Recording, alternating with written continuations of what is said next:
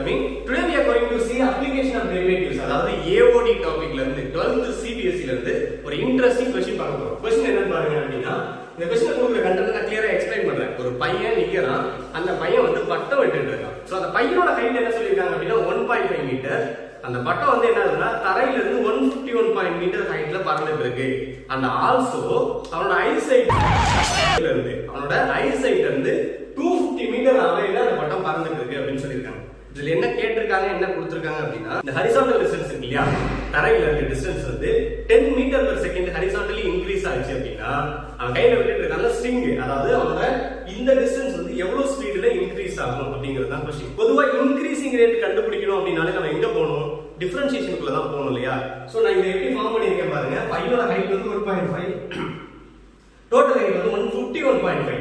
இந்த 1.5 சப்ட்ராக்ட் பண்றோம்னா இந்த டிஸ்டன்ஸ் வந்து 150 இருக்கும். இது வந்து 250 கொடுத்திருக்காங்க. and இந்த டிஸ்டன்ஸ் பத்தி அவங்க சொல்லல. So using the Pythagoras theorem நம்ம அதை ஈஸியா கண்டுபிடிக்க முடியும். சோ இதை x ன்னு அசைன் பண்ணிக்கிறேன், இதை y ன்னு அசைன் பண்ணிக்கிறேன். இது நோன் வேல்யூஸ் 150. ஏன் சார் இதுக்கு வேரியபிள் எடுக்கல அப்படின்னா எனக்கு இதோட இன்கிரீசிங் ரேட் கொடுத்துட்டு இதோட இன்கிரீசிங் ரேட் தான் கேட்டிருக்காங்க. சோ இது ரெண்டையும் கனெக்ட் பண்ணணும்ன்றதுனால இதுக்கு நான் வேரியபிள் அசைன் பண்ணல.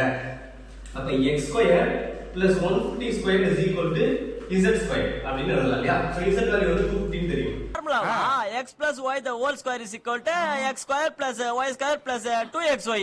அது மாதிரி தானே இது. So x squared plus 150 squared is equal to 250 square. இத சால்வ் பண்ணா x is equal to 200 ன்னு கிடைச்சிருது. யூசிங் தி பித்தாகரஸ் தியரம் இந்த பாட்டம்ல இருக்கிற டிஸ்டன்ஸ் வந்து 200 ன்னு கண்டுபிடிச்சோம். பட் நம்ம கிட்ட சொல்லிருக்கிறது என்ன, இதோட டிஸ்டன்ஸ் வந்து 10 மீட்டர் per செகண்ட் இன்கிரீஸ் ஆகுது. அப்ப இது எவ்வளவு ஃபாஸ்டா இன்கிரீஸ் ஆகும் கேட்டிருக்காங்க. சோ நான் என்ன பண்ண போறேன், இந்த ஈக்குவேஷன் அப்படியே எடுத்துக்கிறேன். x squared plus 150 squared is equal to z squared. இத டிஃபரன்ஷியேட் பண்ணா 2x dx by dt is plus இத பண்ணா 0 is equal to 2z dz by dt. இது என்னன்னா இதோட இன்கிரீசிங் ரேட், இது வந்து இதோட இன்கிரீசிங் ரேட். சோ இதுல given data set அப்ளை பண்ணுங்க. 2 இருக்கு into x ஓட வேல்யூ வந்து 200 into dx by dt. அதோட increasing rate 10 metre per second இல்லையா. So 10 is equal to 2 into z வந்து 250 into dz by dt. இதுதான் நம்ம கண்டுபிடிக்கணும். சோ அந்த வேல்யூ கீழ வருது.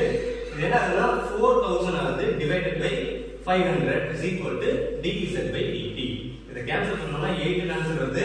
சோ இதோட இன்கிரீசிங் ரேட் அதாவது dz by dt is equal to 8 meter per second increase ஆகுது. ஹரிசாண்டல்